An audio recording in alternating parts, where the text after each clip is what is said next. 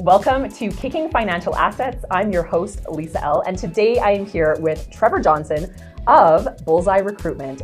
Trevor is a recruitment specialist, and today we are talking about the top 3 tips in hiring. What are the top 3 tips when an employer is looking to hire some employees? Okay, Trevor, what are your top 3 hiring tips? Fantastic question, Lisa. Thank you. It's clarity, competency, and commitment. Okay, so let's start with clarity. Yeah. So clarity, I think, from a hiring manager perspective or company overall, is to have real clarity around what the vision, mission, and values of the organization are. And when a hiring manager can speak to what that is, it really helps us identify the personal characteristic values that are necessary for a person to fit in with the company. And why that's important is, as we've gone through over the last 26 years, we've been through 5 major financial downturns, whether that's mandated by the government or by international affairs, and then a pandemic. But the character values really help us understand how's this person going to respond during those periods, right? So if the hiring company and hiring manager can communicate a clear vision, mission, and value, that will really bring that into place for us as a hiring company. Okay, so that's the first step, it's clarity. Yes. Now let's talk about competency. Absolutely. So competency is definition around the job description. What are the technical requirements necessary for this person to be successful in their job? And when I've worked with employers in the past and they're saying, well, I just need a controller. Well, someone that's been through the process before can do financials. And, okay, well, great, that's fine. But there is a wide variety of industries that I serve. There's obviously issues around acquisition and divestiture. There's banking. There's all kinds of issues that a controller or CFO may be dealing with. And so it's important to really bring what is it that we require. So what is the competency? What is the technical requirements? What is the educational support and background?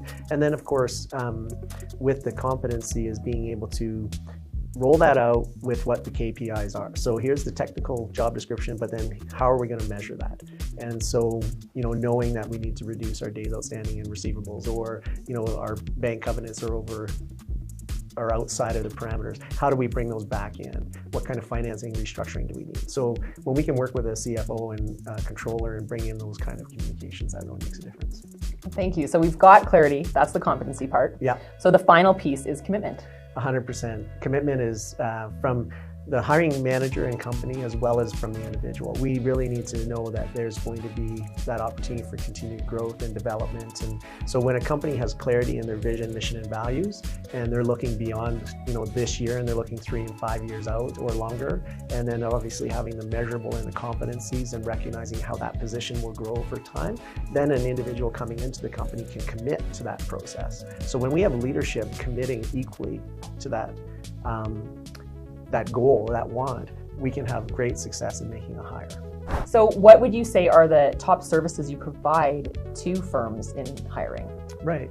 So I think top services would be clarity, is helping them understand why they're hiring, understand that position description, and making sure that it aligns with what the key performance indicators are for that job. So that helps with the competency part of the 3 C's. So when we can really bring that to the marketplace, and I can go and headhunt people specifically for that position that align with the technical competencies, understand the measurables with that, and then also have the character values, that really helps to bring the clarity and the competency to the table. That's great. And so a big part of your job is interviewing candidates.